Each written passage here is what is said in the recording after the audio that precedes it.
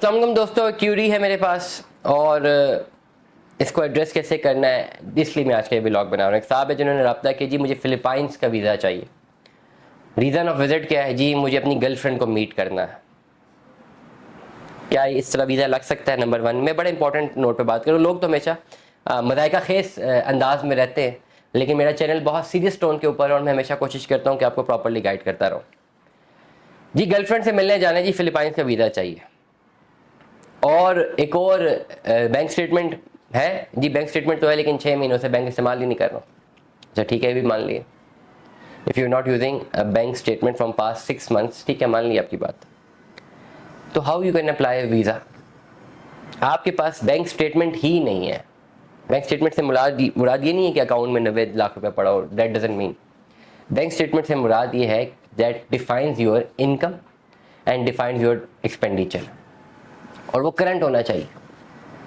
आप किसी भी मुल्क का वीज़ा अप्लाई करते हैं तो आपके पास प्रॉपर बैंक स्टेटमेंट होनी चाहिए। मतलब ये कि आपके पास फाइनेंस होना चाहिए। मैं एम्बेसी में अपनी एप्लीकेशन डालता हूँ कि भाई मुझे आपके मुल्क जाना है, फिलीपींस जाना है, चले मान लिया। एम्बेसी पहला सवाल ये पूछेगी क्यों जाना है, तो मेरा जवाब होगा मैं टूरिज्म के लिए जा रहा हूँ। तो वो बोलेंगे आपके पास पैसे हैं? मैं कहूँगा हाँ मेरे पास तो 10 लाख पड़ा हुआ है। कहाँ पड़ा हुआ है? जी घर में पड़ा हुआ है। क्या वो एडमिसिबल है? Not at all. मुझे अपने 6 महीने की बैंक स्टेटमेंट देनी है। एम्बेसी देखेगी कि हर महीने ये बंदे के अकाउंट में पैसे कितने आ रहे हैं, हर महीने इस बंदे के अकाउंट में पैसे जा कितने रहे हैं, इसके पास सेविंग 10-12 लाख रुपए की पड़ी हुई है या नहीं, और क्या इसकी जो मंथली इनकम और एक्सपेंडिचर है उसमें इतनी बचत हो रही है कि नहीं हो रही, तब वो वीज़ा लगाएगी ना। अगर ये है ही नहीं, बैंक स्टेटमेंट है ही नहीं, 6 महीने की बैंक स्टेटमेंट ही नहीं, यूज़ ही नहीं किया, तो हाउ एम्बेसी विल इलेबोरेट कि भाई आपका वीज़ा लगाना चाहिए। फ़ौरन आपकी रिजेक्शन है और आपकी वीज़ा फीस ज़ाया, डॉक्यूमेंटेशन ज़ाया, टाइमिंग ज़ाया, जो टाइम ज़ाया। इस वक्त पाकिस्तानी पासपोर्ट पर अगर आपने विजिट वीज़ा अप्लाई करना है तो जेन्युइनली आपका रीज़न होना चाहिए आपका विजिट, घूमना फिरना है, और उसके लिए एक प्राइमरीली थंब रूल है कि भाई आपके पास पैसे हैं। देखें, अगर मैं कारोबार कर रहा हूँ या मेरी नौकरी है, मैं 10 लाख रुपए महीने की मेरी सैलरी अगर मिलती है और मेरा एक्सपेंसिव 3-4 लाख रुपए है, 6 लाख मेरा बच जाता है, तो ठीक है, I am an ideal candidate कि भाई मैं जा सकता हूँ।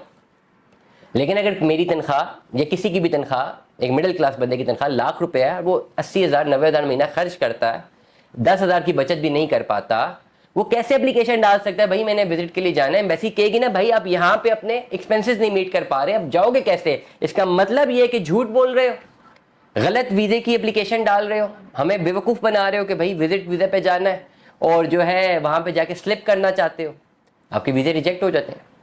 तो डैट इज़ वेरी इंपॉर्टेंट कि अगर इस तरह की आपकी रीजनिंग्स हैं तो प्लीज़ आप अप्लाई मत कीजिए। आप लोगों के इस तरह के अप्लाई करने की वजह से एक तो वीज़ा रेशो नीचे आती है, प्लस आप पाकिस्तानी पासपोर्ट पे अप्लाई कर रहे हैं तो आप सिंबल बन जाते हैं पाकिस्तानी अदर लोगों के लिए, एक ओवरऑल एक शर्मिंदगी का बायस बनते हैं। बाकी दोबारा पाकिस्तानी पासपोर्ट उस एम्बेसी में जब जाते हैं फॉर वीज़ा तो उनको रिजेक्शन मिलती है क्योंकि आप जैसे लोगों की गलतियाँ हो चुकी होती हैं।